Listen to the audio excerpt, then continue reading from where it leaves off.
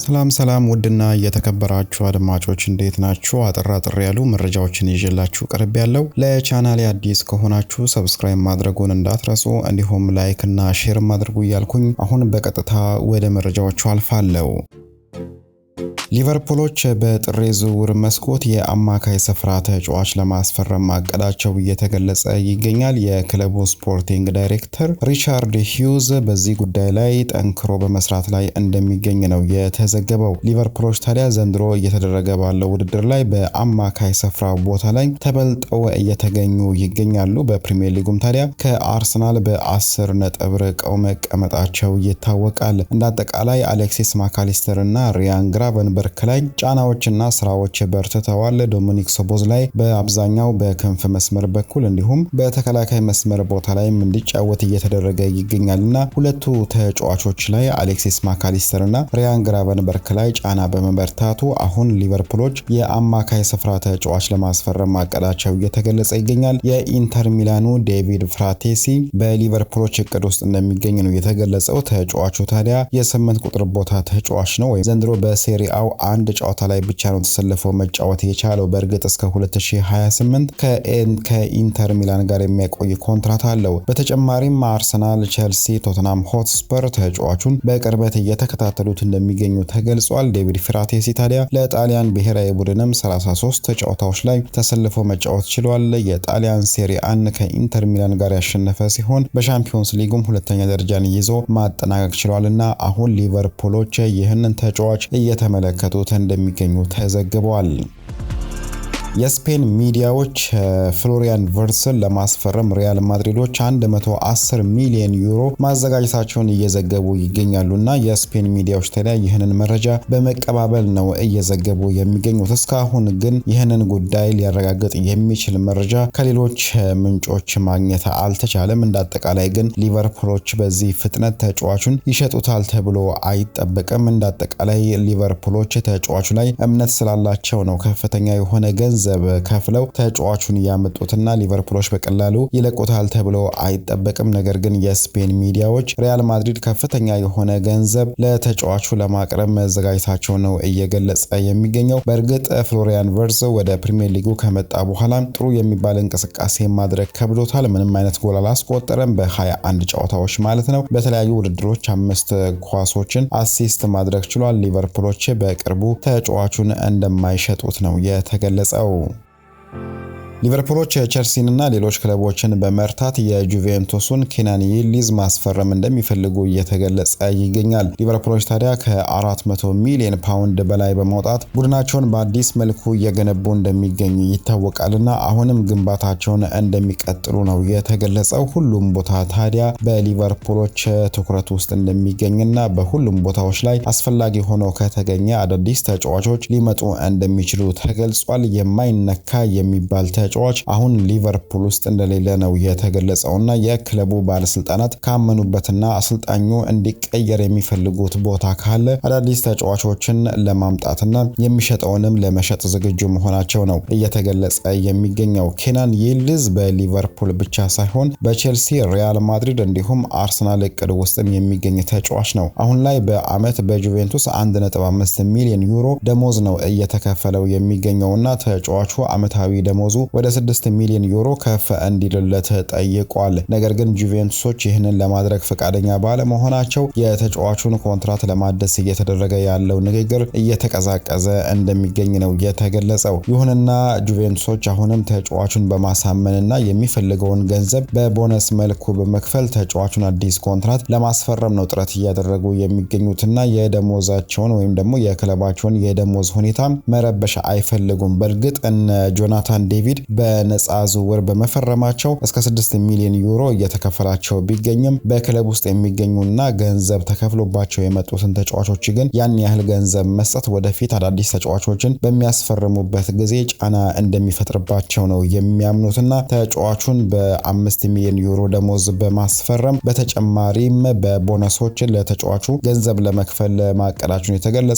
ጁቬንቱሶች ይህንን ለማድረግ ጥረት በማድረግ ላይ ይገኛሉ። ነገር ግን ሊቨርፑሎች ተጫዋቹ የሚፈልገውን ደሞዝ ሙሉ በሙሉ በመክፈል ወደ ክለባቸው ለማምጣት ማቀዳቸው ተገልጿል። ማንቸስተር ዩናይትዶች ሩበን ኔቬስን ወደ ፕሪሚየር ሊጉ ለመመለስ እየሰሩ እንደሚገኙ ተገልጿል። ማንቸስተር ዩናይትዶች ታዲያ የአማካይ ስፍራቸውን ማጠናከር ይፈልጋሉ። ባለፈው በተደረገው ጨዋታ ላይ ካዘሚሮ ያሳየው ብቃት እያስተቸው ይገኛል። እንዳጠቃላይ ካዘሚሮ በዘንድሮ የውድድር ዓመት መልካም የሚባል እንቅስቃሴ እያደረገ እንደሚገኝ መናገር ይቻላል። ነገር ግን ከቦርንሞዝ ጋር በነበረው ጨዋታ ላይ የተደበላለቀ አይነት ብቃት ነው ያሳየን። ተጫዋቹ በመጀመሪያው አጋማሽ ታዲያ ጎል ማስቆጠር ችሎ ነበር። ነገር ግን በሁለተኛው አጋማሽ ደግሞ በመከላከሉ ረገድ ደከም ብሎ ታይቷል። ከዛም ጥፋት ሰርቶ እሱ በሰራው ጥፋት ምክንያት የተገኘውን ቅጣት ምት ቦርንሞዞች አስቆጥረው 3-2 መምራት ችለዋል። በዛ ጥፋቱም ታዲያ የቢጫ ካርድ ተመልክቶ በቀጣዩ ጨዋታ ላይ እንደማይሳተፍ እርግጠኛ ሆነዋል። አሰልጣኝ ሩበን አሞሪምም በጨዋታው ላይ ታዲያ ተጨማሪ ካርድ እንዳያገኝ በመስጋት በ60ኛው ደቂቃ ቀይረው አስወጥተውታል። ስለዚህ አሁን ማንቸስተር ዩናይትዶች የአማካይ ስፍራቸውን ማጠናከር ስለሚፈልጉ የአልሂላሉን ሩበን ኔቬስ ወደ ፕሪሚየር ሊጉ ለመመለስ ማቀዳቸው ነው እየተገለጸ የሚገኘው። ሩበን ኔቬስ ታዲያ ከዚህም በፊት ከወልቨርሃምፕተን ወንደርስ ጋር በፕሪሚየር ሊጉ ስላሳለፈ ፕሪሚየር ሊጉ ያን ያህል ይከብደዋል ተብሎ አይጠበቅም። በተጨማሪም ተጫዋቹ ከአልሂላል ጋር ያለው ኮንትራት በክረምቱ ስለሚጠናቀቅ አልሂላሎች አሁን ተጫዋቹን ለመሸጥም ሊገደዱ እንደሚችሉ ነው እየተገለጸ የሚገኘው በአነስተኛ ዋጋ ማለት ነው። መሸጥ ባይፈልጉ እንኳን በክረምቱ በነፃ የመልቀቅ ግዴታ ይኖርባቸዋል። ምክንያቱም ተጫዋቹ ወደ ፕሪሚየር ሊጉ የመመለስ ፍላጎት እንዳለው ነው እየተገለጸ የሚገኘው። በአሁኑ ሰዓት በአልሂላል ሳምንታዊ 410,000 ፓውንድ እየተከፈለው ይገኛል። ወደፊት ታዲያ በማንቸስተር ዩናይትድ ምን ያህል ገንዘብ ይከፈለዋል የሚለውን የምንመለከት ይሆናል። አሰልጣኝ ሩበን አሞሪም የሚፈልገው ተጫዋች እንደሆነም ነው የተገለጸውና ዩናይትዶች አሁን እየተመለከቱት እንደሚገኙ ተዘግቧል። በጥር የዝውውር መስኮት ማስፈረም ቢያቀታቸው እንኳን በክረምቱ በነፃ ለማስፈረም ጥረት ያደርጋሉ ተብሎ ይጠበቃል። አሰልጣኝ ሩበን አሞሪም ከማንቸስተር ዩናይትድ ሊሰናበት ይችላል ቢባልም የዘ አትሌቲኮ ዘጋቢ ዴቪድ ኦርኒስቲን ግራ አሁን ላይ ማንቸስተር ዩናይትዶች አሰልጣኙን ለማሰናበት ምንም ያቀዱት ነገር የለም ሲል ገልጿል። አሰልጣኙን በተቻላቸው መጠን እስከ ውድድር ዓመቱ መጨረሻ ድረስም ይደግፉታል ሲል ነው ዴቪድ ኦርኒስቲን የገለጸው። በቅርቡ መሻሻሎችን ተመልክተናል ከአጥቂው መስመር ጋር በተያያዘ ነገር ግን ጨዋታዎችን በመቆጣጠርና ውጤት ይዞ በመውጣቱ ረገድ ግን ማንቸስተር ዩናይትዶች ደከም ብለው ታይተዋልና በዚህም ምክንያት አሰልጣኙ ሊሰናበት ይችላል የሚሉ መረጃዎች ነው በስፋት እየተወሩ የሚገኙት። ነገር ግን ዴቪድ ኦርኔስቲን አሁን ላይ ዩናይትዶች አሰልጣኙን ማሰናበት አይፈልጉም፣ የአሰልጣኙን ለውጥ እስከ ውድድር ዓመቱ መጨረሻ መመልከት ይፈልጋሉ ሲል ገልጸዋል። ዩናይትዶች ታዲያ ካለፉት 7 ጨዋታዎች ማሸነፍ የቻሉት 2ቱን ብቻ ነው። አብዛኛዎቹን በአቻ ውጤት ነው ያጠናቀቁት። በኤቨርተን ደግሞ መሸነፋቸው ይታወሳል። እንዳጠቃላይ ማንቸስተር ዩናይትዶች ካለፉት 7 ጨዋታዎች ማግኘት የቻሉት 10 ነጥብ ብቻ ነው። በቅርቡም ታዲያ ከቦርንሞዝ ጋር ያደረጉት ጨዋታ በአቻ ውጤት መጠናቀቁ ይታወሳል። 4 ጎልን አስተናግደዋልና በዚህም ምክንያት አሰልጣኙ ላይ ያላቸው ትዕግስት ተሟጧል ቢባልም ዴቪድ ኦርንስቲን ግን አሁንም ዩናይትዶች አሰልጣኙን ይደግፉታል ሲል ነው የገለጸው። በአሁኑ ሰዓት ለባርሴሎና እየተጫወተ የሚገኘው ማርከስ ራሽፎርድ በውሰት ከክለቡ ጋር እያሳለፈ እንደሚገኝ ይታወቃል። ባርሳዎች ታዲያ ተጫዋቹን በ30 ሚሊዮን ዩሮ የማስፈረም አማራጭ አላቸው። የክለቡ ስፖርቲንግ ዳይሬክተር ዴኮ ግን ይህንን አማራጭ ተጠቅመው ተጫዋቹን ማስፈረም ላይ ጥርጣሬ እንዳላቸው ነው እየተገለጸ የሚገኘው። በእርግጥ ተጫዋቹ ዘንድሮ በ22 ጨዋታዎች 6 ጎሎችን አስቆጥሮ 11 ጊዜ አሲስት በማድረግ መልካም የሚባል ጅማሩን አድርጓል። የስፔን ሚዲያዎችም ታዲያ የተጫዋቹን እንቅስቃሴ በማድነቅ ላይ ነው የሚገኙት። ተጫዋቹ ወደ ባርሴሎና ለመዘዋወር ሲል ደሞዙን በ25% መቀነሱ ይታወሳል። አሁን ታዲያ አሰልጣኝ ሃንሲ ፍሊክ ተጫዋቹን በክለቡ ለማቆየት 2 አይነት ቅድመ ሁኔታዎችን ማስቀመጣቸው ነው እየተገለጸ የሚገኘው። ተጫዋቹ እነዚህ 2ቱ ጉዳዮች ላይ ትኩረቱን ሰጥቶ በመስራት ማሳየት እንደሚኖርበት ነው የተገለጸው። የመጀመሪያው የመከላከል ብቃቱ ነው። ተጫዋቹ በመከላከሉ ረገድ ደከም ብሎ ነው አሁንም እየታየ የሚገኘው። ተጫዋቾች ላይ ጫና በማሳደር ወይንም ደግሞ ፕሬስ በማድረጉ ረገድ እንዲሁም ወደ ኋላ ተመልሶ ክለቡን በማገዙ ረገድ ደከም እያለ ስለሚገኝ ይህንን ነገር ማሻሻል እንደሚኖርበት በአሰልጣኝ ሃንሲ ፍሊክ ግዴታ ተሰጥቶታልና ማርከስ ራሽፎርድ በባርሴሎና መቆየት የሚፈልግ ከሆነ የመከላከል ብቃቱን ማሳደግ እንደሚኖርበት ነው የተገለጸው። ሌላው ነገር ደግሞ ደሞዙን በከፍተኛ ደረጃ መቀነስ ይኖርበታል። ባርሴሎናዎች መክፈል በሚችሉት ደረጃ ደሞዙን ዝቅ ለማድረግ ፈቃደኛ መሆን ነው የሚኖርበት። ባርሳዎች ታዲያ በክለባቸው ውስጥ የሚገኙ ተጫዋቾችን እንኳን አዳዲስ ኮንትራት ሲያስፈርሙ ደሞዛቸውን እየቀነሱ ነው በማስፈረም ላይ የሚገኙትና ይህንን ነገር ታዲያ ተጫዋቹ ለማድረግ ፈቃደኛ መሆን እንደሚኖርበት ነው እየተገለጸ የሚገኘው። ሌላ ነገር ታዲያ ምናልባትም ከብቃቱ ጋር በተያያዘ ተጫዋቹ ተቀያሪ ወንበር ላይ ለመቀመጥም ወይንም ደግሞ እየተቀየረ ለመውጣትም ፈቃደኛ መሆን እንደሚኖርበት እየተገለጸ ይገኛል። የራፊናሃ ከጉዳት ማገገም ተከትሎ ታዲያ የተጫዋቹ በቋሚነት የመሰለፍ ነገርም እየቀነሰ ነው የሚገኘው። ይህ ነገር የማይሳካ ከሆነ ታዲያ ተጫዋቹ ወደ ማንቸስተር ዩናይትድ ሊመለስ እንደሚችል ነው እየተገለጸ የሚገኘው። ማርከስ ራሽፎርድ ግን ወደፊትም በባርሴሎና የመቀጠል ፍላጎት አለው። በትናንትናው ዕለት የማንቸስተር ዩናይትዱ አምበል ብሩኖ ፈርናንዴዝ ያደረገው ቃለ መጠይቅ ይፋ መደረጉን ተከትሎ ታዲያ የማንቸስተር ዩናይትድ ባለስልጣናት በነገሩ መበሳጨታቸው እየተገለጸ ይገኛል። ተጫዋቹ ታዲያ ወደ ሳውዲ ሊያመራ እንደሚችል ነው እየተገለጸ የሚገኘው። ብሩኖ ፈርናንዴዝ ካናል 11 ከተባለ ሚዲያ ጋር ባደረገው ቃለ መጠይቅ ክለቡ እኔ ወደ ሳውዲ አረቢያ እንዳመራ ይፈልጋል ሲል መናገሩ ይታወቃል። እንዳጠቃላይ ታዲያ እኔ መልቀቅ ልግና ለመልቀቅ ጥያቄ ባቀርብ ሁሉም በደስታ ይለቁኛል ሲል ነው የገለጸው። አንድ ሰው 30 ዓመት ከሞላው በኋላ በክለብ ውስጥ ያለው ተፈላጊነቱ ይቀንሳል። እንደውም ተጫዋቹ ላይ ገንዘብ የሚገኝ ከሆነ ገፍተው ሽጠውት ከተጫዋቹ ገንዘብ ለማግኘት ጥረት ያደርጋሉ ብሎ መናገሩን ተከትሎ የክለቡ ባለስልጣናት መበሳጨታቸው ነው እየተገለጸ የሚገኘውና እንደዚህ አይነት ነገር ቢኖር እንኳን ተጫዋቹ በእንደዚህ አይነት መልኩ መናገሩ እንዳበሳጫቸው ነው እየተገለጸ የሚገኘው። አሁን ላይ ባለው ሁኔታ ግን የማንቸስተር ዩናይትድ ባለስልጣናት ነገሩን ረገብ አድርገው ማለፍ እንደሚፈልጉ ነው የተገለጸው። ከዛ በተረፈ በክረምቱ የሚፈጠረውን ነገር እንደምንመለከት ነው የተነገረው። በአጠቃላይ ግን ተጫዋቹ ሊሸጥ እንደሚችል በስፋት እየተዘገበ ይገኛል። አርሰናሎች ሁለት ወጣት ተጫዋቾችን ከኤሲ ሚላን እየተመለከቱ እንደሚገኙ ተገልጿል። አንደኛው በትናንትናው ዕለት እንደዘገብኩላችሁ ግብ ጠባቂው ሎሬንዞ ቶሪያኒ ነው። ሌላኛው ደግሞ የተከላካይ መስመር ተጫዋች የሆነው ዴቪድ ባርቴሳጊ መሆኑ ነው የተገለጸ የሚገኘው። ካልሺዮ መርካቶ ይዞት የወጣው መረጃ እንደሚያመላክተው ከሆነ አርሰናሎች ሁለቱን ተጫዋቾች እየተመለከቱ ይገኛሉ። ማስፈረም የሚችሉበትን አጋጣሚም እያጣሩ ይገኛሉ ሲል ነው የገለጸው። የ19 ዓመቱ ዴቪድ ባርቴሳጊ ባለፈው ከሳሱሎ ጋር በተደረገው ጨዋታ ላይ የመጀመሪያውን ጎል አስቆጥሯል። 2 ጎሎችን ነው በዚህ ጨዋታ ላይ ማስቆጠር የቻለውና 13 ጨዋታዎች ላይ ዘንድሮ ለኤሲ ሚላን ተሰልፎ መጫወት ችሏል። በግራ ተመላላሽ መስመር በኩል እንዲሁም በዊንግ ባክ ቦታ ላይ በመሰለፍ የሚችል ተጫዋች ነውና ተጫዋቹ ጥሩ የሚባል እንቅስቃሴን በማድረግ ላይ ይገኛል። በተጨማሪም ታዲያ ግብ ጠባቂው ሎሬንዞ ቶሪያኒም በአርሰናሎች እቅድ ውስጥ እንደሚገኝ ነው የተገለጸው። የ20 ዓመቱ ግብ ጠባቂ ታዲያ ዘንድሮ ለኤሲ ሚላን ለዋናው ቡድኑ ማለት ነው 2 ጨዋታዎች ላይ ብቻ ተሰልፎ የተጫወተው። በአብዛኛው ለሚላን ታዳጊ ቡድኖች ነው ተሰልፎ በመጫወት ላይ የሚገኘው። ባለፈው በክረምቱ የወዳጅነት ጨዋታ ከአርሰናል ጋር በተደረገው ጨዋታ ላይ ታዲያ በርካታ ኳሶችንም ሲያድን የነበረ ተጫዋች ነውና አርሰናሎች በወቅቱ በቅርበት ተጫዋቹን ተመልክተውታል። አሁንም ተጫዋቹን ለማስፈረም ጥረት ያደርጋሉ ተብሎ ይጠበቃል። ነገር ግን በረጅም እቅድ መልኩ ነው ማስፈረም የሚፈልጉት። ምክንያቱም አሁን ላይ በግራ ተመላላሽ መስመር በኩል በርካታ ተጫዋቾች አሏቸው አርሰናሎች። ካላፊዮሪ፣ ሉዊስ ስኬሊ እንዲሁም ፔሮ ሂንካፔ እዛ ቦታ ላይ የሚጫወቱ ተጫዋቾች ናቸውና ዴቪድ ባርቴሳጊ ቢፈርም እንኳን የመሰለፍ ዕድል ማግኘት ይከብደዋልና ተጫዋቹን በረጅም እቅድ አስፈርመው ለሌላ ክለብም በውሰት ሊሰጡ እንደሚችሉ ነው እየተገለጸ የሚገኘው። ነገር ግን የተጫዋቹ ወኪሎች ይህንን የአርሰናል ፍላጎት እንደ ምክንያት በመጠቀም በክለቡ ውስጥ የሚከፈለውን ደሞዝ ከፍ ለማስደረግ ማቀዳቸው ተዘግቧል።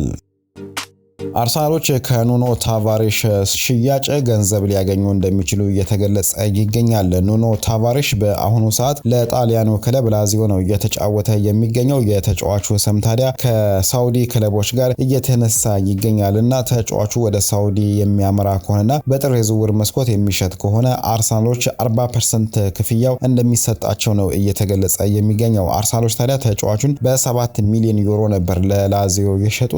ሲሸጡት ታዲያ ኖን ክሎዝ አካተውበታል። 40% ነው ያስገቡትና ደና የሚባል ገንዘብ ሊያገኙ እንደሚችሉ ነው የተገለጸው። ኑኖ ታቫሬስ ባለፈው ውድድር ዓመት ጥሩ የሚባል እንቅስቃሴን አድርጓል። በ30 ጨዋታዎች 9 ኳሶችን አሲስት ማድረግ ችሎ ነበር። ነገር ግን ከጉዳት በኋላ ዘንድሮ ጥሩ የሚባል እንቅስቃሴ ማድረግ አልቻለም። በርካታ ደጋፊዎችም ተጫዋቹን መተቸት ጀምረዋል። በዚህም መሰረት ላዚዮዎች ያለባቸውን የገንዘብ ችግርም ለመቅረፍ ተጫዋቹን ሊሸጡት እንደሚችሉ እየተገለጸ ይገኛል።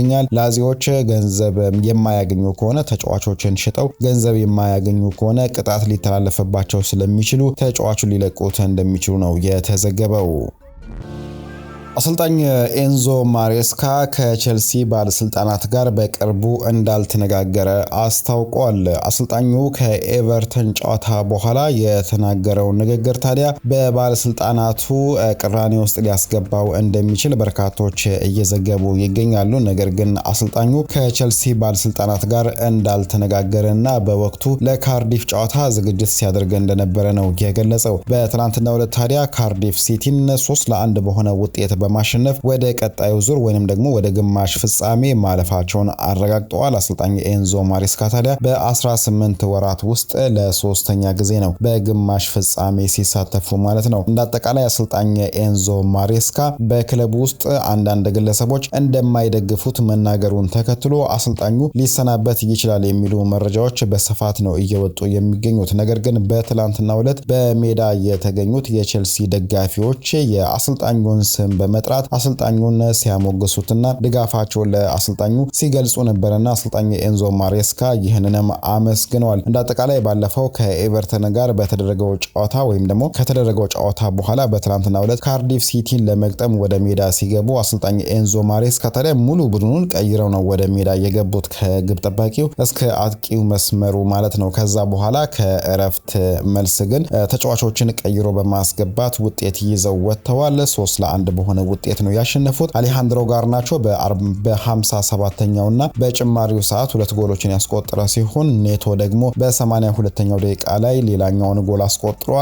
ለካርዲፍ ሲቲዎች ተርንቡል ብቸኛውን ጎል አስቆጥሯል። እንዳጠቃላይ አሰልጣኝ ኤንዞ ማሬስካ ታዲያ በቅርቡ ከቼልሲ ባለስልጣናት ጋር የገቡበት እሰጥ አገባ ከስራቸው ሊያሰናብታቸው እንደሚችል ነው እየተገለጸ የሚገኘው። ከዚሁ ጋር በተያያዘ ታዲያ የቀድሞ የባርሴሎና አሰልጣኝ የሆነው የዣቪ ሄርናንዴዝ ስም ከቼልሲ ጋር መነሳት ጀምረዋል። አሰልጣኙ የሚሰናበት ከሆነ ቼልሲዎች ዣቪ ሄርናንዴዝን ወደ ክለባቸው ለማምጣት ማቀዳቸውን የተገለጸው አሰልጣኝ ዣቪ ሄርናንዴዝ ታዲያ በባርሴሎና ቆይታው የ2022-23 የውድድር ዓመት የላሊጋ ዋንጫን ማሸነፍ ችሏል። አሁን በቼልሲዎች እቅድ ውስጥ እንደሚገኝ ነው የተገለጸው። ሌላኛው አሰልጣኝ ደግሞ የፉልሃሙ ማርኮ ሲልቫ ነው። የስትራስቡርጉ ሊያም ሮዜኖየርም በቼልሲዎች እቅድ ውስጥ እንደሚገኝ ነው የተገለጸው። የቦርንሞዙ አንዶኒ አራዮላ እንዲሁም የክሪስታል ፓላሱ ኦሊቨር ግላስነር፣ የአስቶን ቪላው ኡናይ ኤምሬ በእቅድ ውስጥ የሚገኙ አሰልጣኞች